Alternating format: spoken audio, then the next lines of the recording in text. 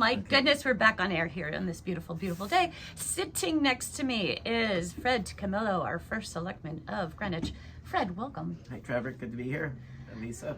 We've got Bob here running the show behind the scenes. Okay, a couple things. This is where you're in your third term. Is that correct?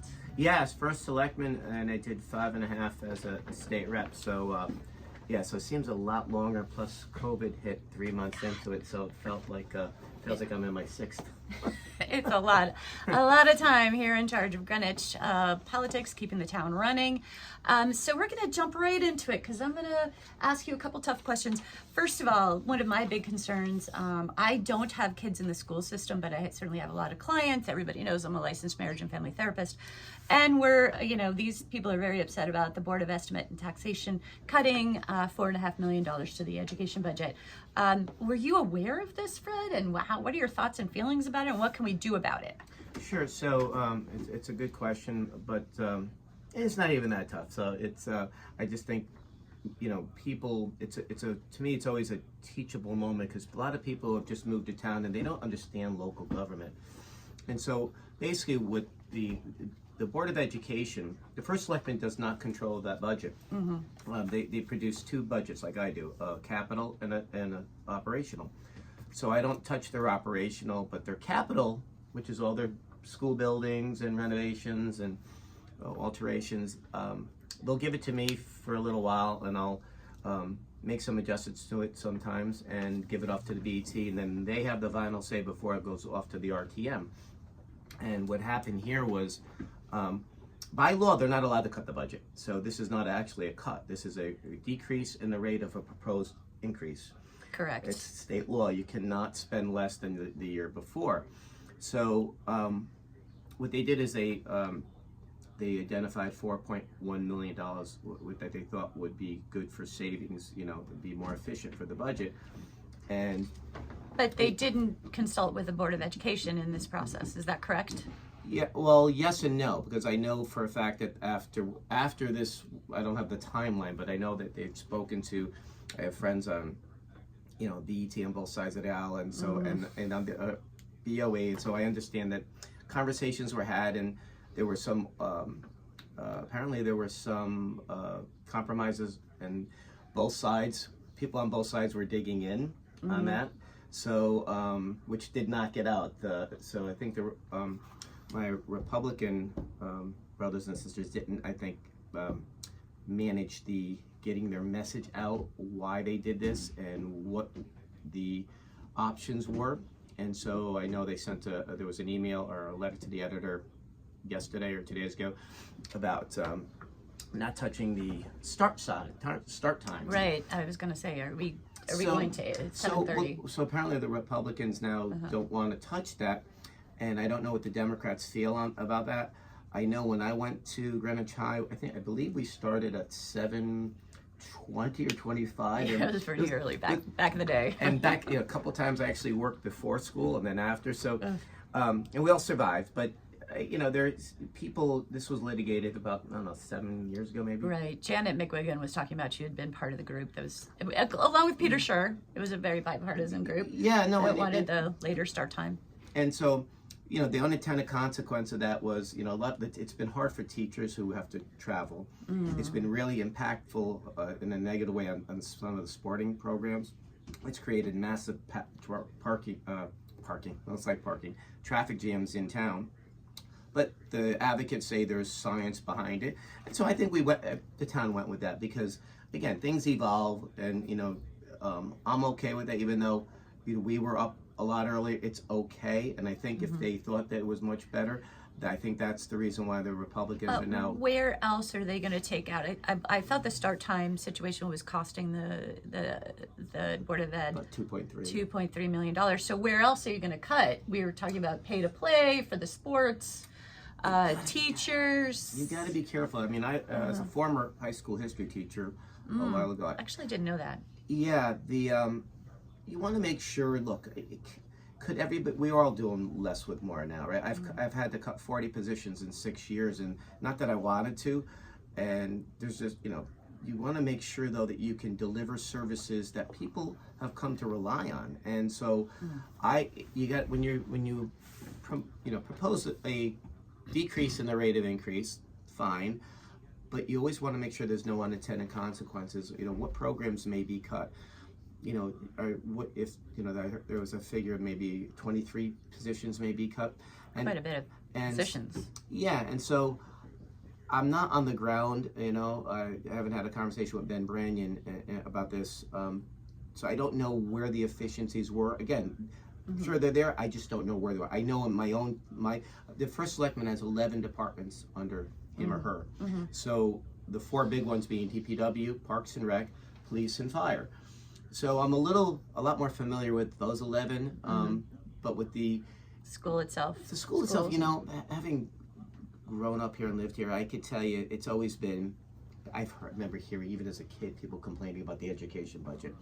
And I did go to Catholic school for a couple of years.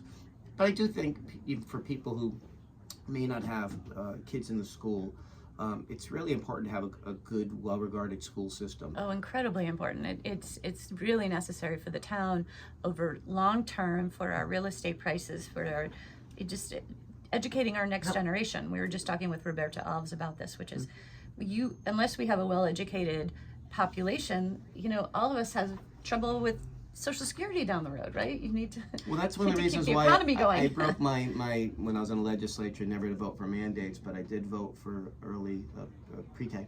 Oh, and love that. I thought because you want to make sure you spend the investment when they're young, when kids are actually learn more, right? Yes. They pick up languages easier. They just learn more. Kids need education early. Yes, so I think that's staying on top of that is money well spent. So I want to move on to Roger Sherwin Park and something that you've been talking about for quite a while, moving that, is it a DPW building? Parks and Rec. Parks and Rec, sorry. Here's a crazy, I shouldn't say crazy, I talked to Peterberg and he's like, what if we put the Hamel rink over there? Peter and I have been talking. So kind of like this idea. So what I told Peter is the reason why I'm trying to get the parking garages out of there is to create a view that hasn't been seen of the water since the 1950s. Putting up another building would be counter. But to his point, across the way there, I put out an RFP 5 years ago, right before. I remember this. I was going to ask you about that. COVID. We had some really good ideas there, and so the whole point of that is, and I'll try to summarize it, to keep the parking but push it in the back and build it into a grade of the on-ramp so you're not blocking anything. And then in the front there, we were going to put some stores or maybe a green space on top. Here you could put a rink, maybe a restaurant or two right on the... Any housing in there, because it's transportation oriented. Right, well the thing is, then it starts getting too big, right? So here you keep the parking. Actually, we figured out we could add some without even and pushing it back, building into the grade. You could put a rink there, we think, and then maybe a park on the top. So, and then, you have to have a restaurant for the people going in there. You got to get a restaurant up there. What a great place to put a restaurant facing the water. So that's another option that the task force that's being chaired by Matt Deschamps is looking at. I like it. I like the visionary kind of big picture. Think of not just the Roger Sherwin Park, but also the whole area, connecting the avenue to the water. It would be just amazing. Speaking of sort of capital budgeting and what we know of, I've been hearing words like fiscal cliff. We're coming up needing 1.3 billion for a lot of capital projects, including hardening around the sewer system. Of course, many of our schools, including Riverside. What can we do about this? I know this is coming up. We've got a lot of money to spend. Can we bond longer? Can we do a little better job maybe fiscally for the town? What are your thoughts on that? Yeah, well, the town has always had, excuse me, the AAA credit rating, so you don't want to lose that. The town has always had, with the exception of one small town that has about 5,000 people, the lowest mill rate, and that's a positive. So, because we have, growing up, I could tell you there's lots of people, and I came from this, working class that, they're house rich, income poor, or they work a couple jobs to have an apartment here, so their kids can go to school. So we want to keep taxes affordable. That's why I'm doing the public-private partnerships to get projects done. Now, no one's going to do a P3 for a sewer, obviously. No, I was going to say, who's going to put their name on that one exactly? No one. I thought, did John Oliver, wasn't there something about how... Mark Boughton and Danbury. In Denver. Yes. Yes, that was funny. That was funny. So I think what we need to do is back in the 80s, when John Margonet was first selectman, there was this debate with the BET about, they put a little camera through under the streets, and they found that a lot of the piping was very thin. Oh, I can And imagine. one of them actually burst in 2000, right when we were having a Powerball issue with people from New York coming here. So it was really chaotic here. So you really need to stay on top of that, and otherwise, at some point, you can't kick it down the road. So what you have to balance this. So people, if they want these nice projects, that's why we work hard to get grants to public-private partnerships, so that it frees up money to spend on the infrastructure that no one's really going to give us anything for, as far as a public-private partnership pledge. So you're right, and in fact, at 3 o'clock, I just started a new budget group that meets monthly now with all the stakeholders to figure out how can we keep what really works, but also amend it a little bit and evolve, because the projects are coming fast and quick, and now with water, with all the flooding. I was about to say, one of your biggest issues personally, because you experienced it, right? Is the flooding. 5 times. 5 times. Yeah, flood mitigation is an issue for every town, and unfortunately, a lot of homes were built 70, 80 years ago that shouldn't have been built. We know that now, but they're up, and so this is a person's biggest investment in their lifetime. So we want to make sure we do everything we can, and we just identified, we had 159 properties that are repeat flooders, are now going to be accessing some money. Wow. Which Are is they great. going to have to lift up their homes? What Yes. is, Yes. up 15 feet or? Oh God, no, not that Not that one. high. No, that's high. No, but they're going to be lifted up because that's, unfortunately, you'd almost have to buy them out and create a retention pond, and that would set a precedent. Oh, wow. So we are making a lot of progress there, but it's not, as we are a few days away from hurricane season, I don't sleep anyway, but this is really a horrible time because when it rains a lot, I do not sleep. Yeah, and you just said you got 2 new ulcers. Yes, Right? I'm up to 4. Oh my God, Fred. So we do have not only that, but we have cuts from federal funds coming into the town, which, this is coming from your party, and I know that most of you guys have been trying to stay away from national politics, etc., but they are drastic, draconian perhaps. How do you see this impacting us right here, right now? And I'm pretty sure Witherall is going to be on the top of that list. Yeah, so, you're right. So we have federal, we always have the assaults from Hartford, which would be your party, doing that all the time. So it's equal opportunity. And again, I think if you come at it, and I think you do land in this spot, where what's right? If you get the labels out, whether it's Hartford or Washington, what do you think is right for your citizens, and for the long term? What down the road do you see that we have to do? So as the governor was saying, now we're starting to prepare just in case some things are cut. How can we prepare ourselves with the rainy day funds? What can we do a little? Sometimes, I always look for silver linings. Sometimes getting dealt a bad hand forces you to sometimes look where you may not have looked, and maybe there's the pandemic taught us that there were some things that we did much better because of it.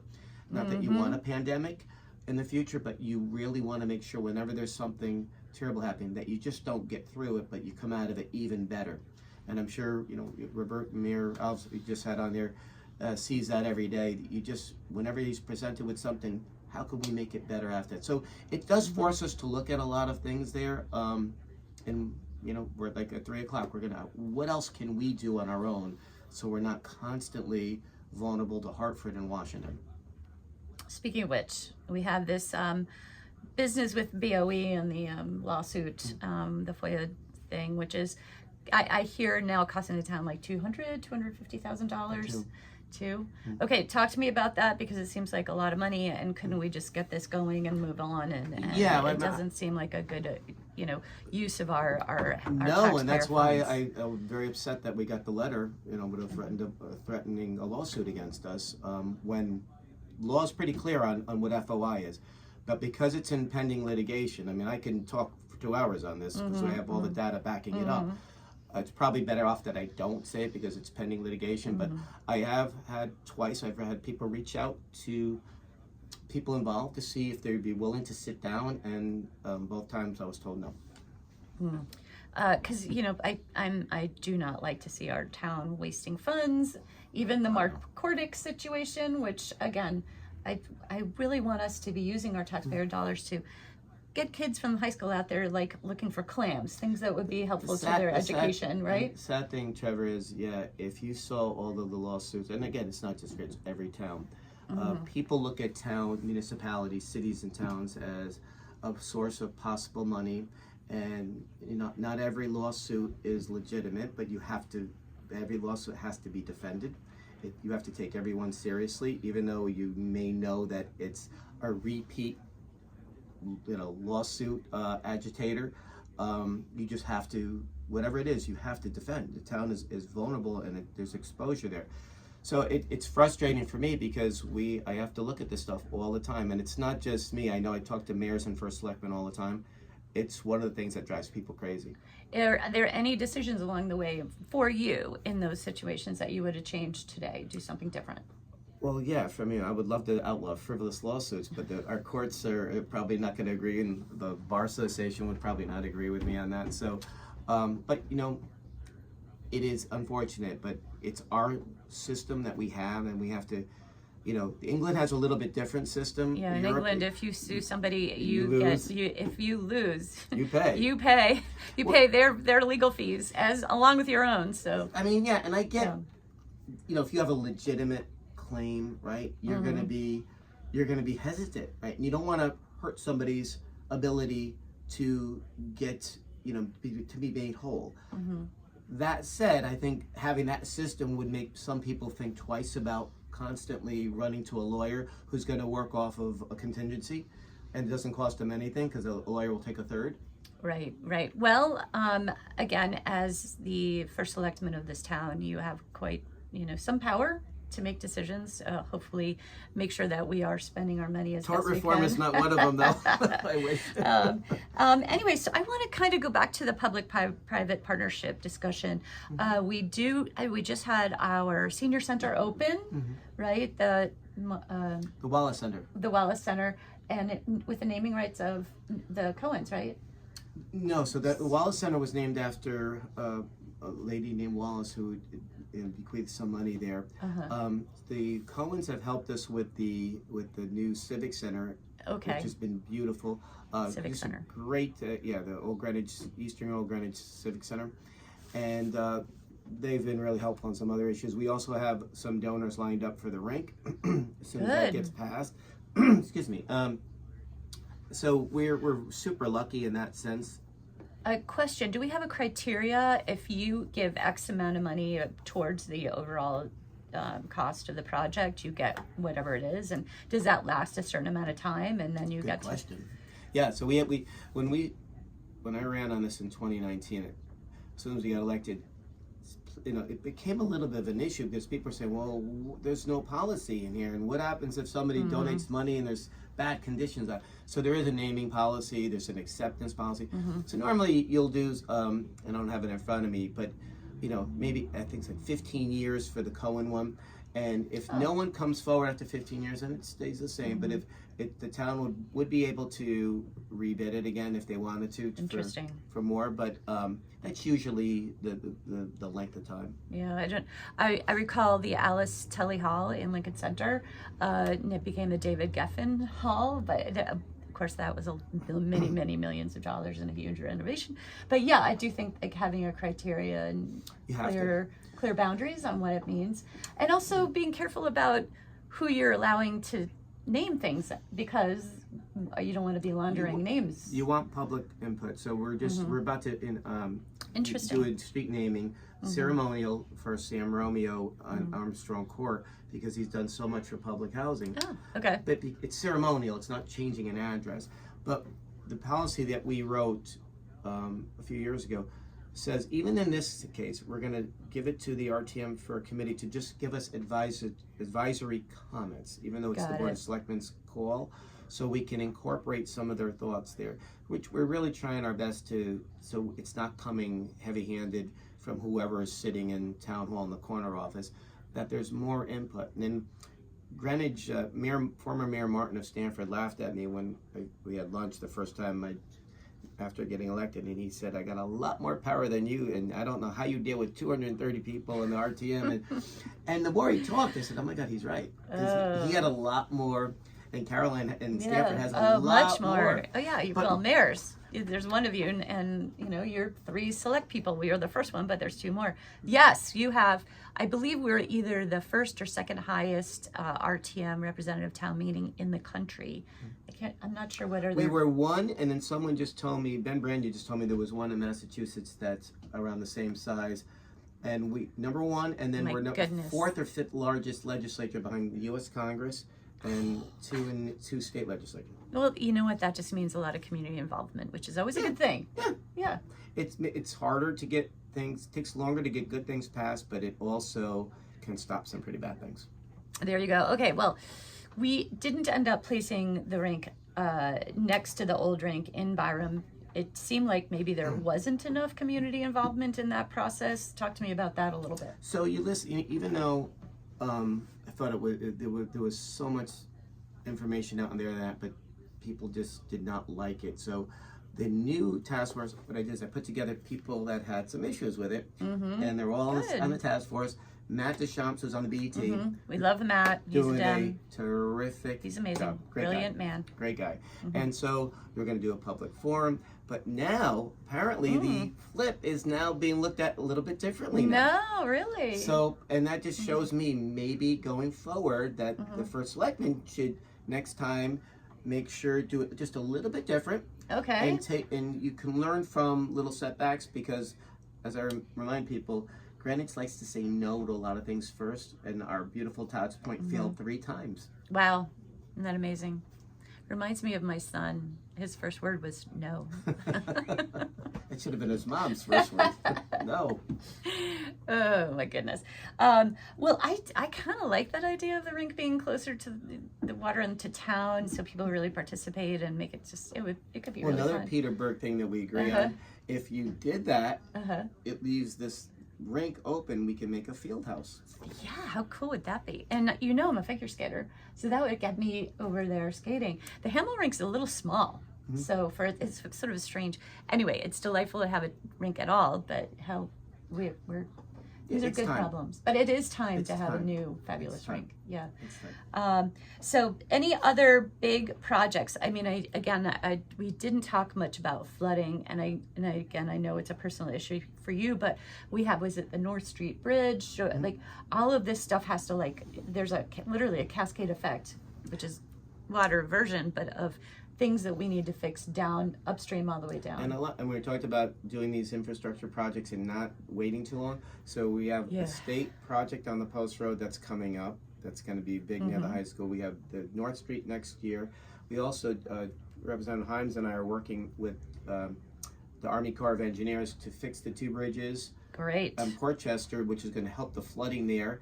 And I'm working on possibly getting that renamed for the Gulliver's fire victims. Oh, very interesting. 1974. Wow. Yeah, working with the family members. But so we're working on. So you have 3 big projects coming up in the next 12 to 24 months in Greenwich. That one, luckily, is on the western side. I'll wait. But these 2, North Street and that's going to be gnarly traffic. Yes, so if you gnarly walk, I was down in Tampa last week, and they have those scooters where you just pick them up. Oh yeah, get the scooters. Not bad idea. I kind of love that.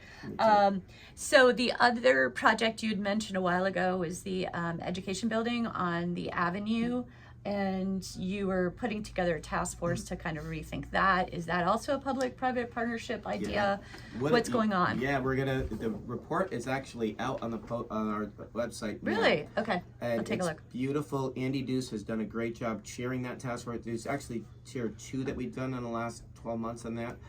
And it's Republicans, Democrats, people who were not really very much enthusiastic in favor of it are involved, and they unanimously gave me a report. Oh, good. Okay, are we talking a combination of retail space, restaurant, even living? What are we looking at? What they picked was a beautiful firm from Washington, D.C. with some local input to do a beautiful hotel with a rooftop bar and restaurant a restaurant, I think on the side, a Fancy rooftop bar. We like that. Redoing the old auditorium, which was there when my father went to that school in the 1930s. Oh my goodness. And then some like public space, and then building next door another building to house the Board of Education. Good. So they're there. That was the big hope. That's the big hope. Is there any parking? Are you gonna dig Yes. in and underneath? Oh, thank goodness. How many new spots? Well, the Board of Ed will be completely taken care of, but we also want to make sure that when they're not working and during work hours, that it's open to the public. Oh, good news. Okay. So I mean, it's time. It's a beautiful property that just goes dead after 5 o'clock. Right, it's quiet. And we want to make sure that is really a cultural center, something that's really nice that's happening, that, in the middle of our commerce district, that take this beautiful old 1892 building and really beautify it. That'd be amazing. And now that will be expensive. We have just about a minute left, so we're going to wrap it up again. I'm on with Fred Camillo. He's sitting right next to me. He's our first selectman. Fred has yet to commit to running again for a 4th term. Yes. And I was hoping maybe you'd enlighten us today. Very close to making a decision. Just want to cross some T's and dot some I's. I love my job. It's my hometown and a great honor for me. But you always want to make sure that everything is a place that you are 100% able to do a 200% job. So I mean, almost there. Almost there. Well, hopefully we'll be the first to know. All right. We'll be back. One last thing. How much is this going to cost to redo that education building? That was my last question. Public-private partnership. The town, town, nothing, and we'll be getting revenue now, which we don't get now. Whoa, amazing. All right. Great show today. Thank you, Fred, for being on with me. We had Roberto Alves, Mayor of Danbury, and also Chairman of the Democratic Committee here in Connecticut earlier on the show. We will post everything on YouTube, Spotify, and also you can listen in on WGCH.com. So listen, this is Trevor Crow, Trevor and Friends. We'll be back Tuesday at noon next week. Everybody take care and enjoy this absolutely spectacular weather. Take care, everybody.